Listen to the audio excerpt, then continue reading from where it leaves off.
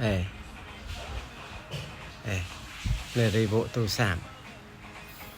mới mô này tình mới papa dùm phê tình mà khăn papa tình mà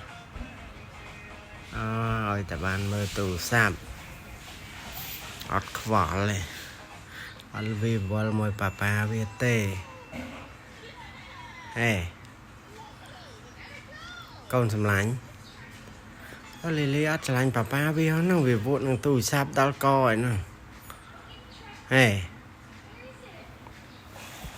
nè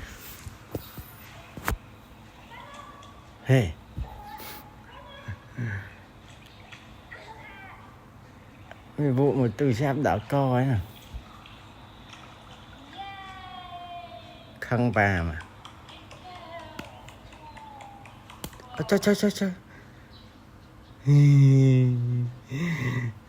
bài bà vì ở trở lại bà vì thế vì bài bà vì là hold bài bà vì là hold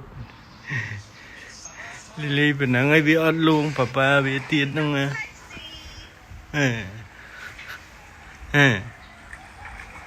mình bạn ớt luôn bà vì bài bà mũi tiết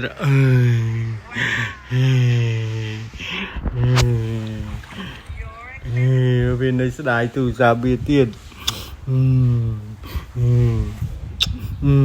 luôn này luôn bây giờ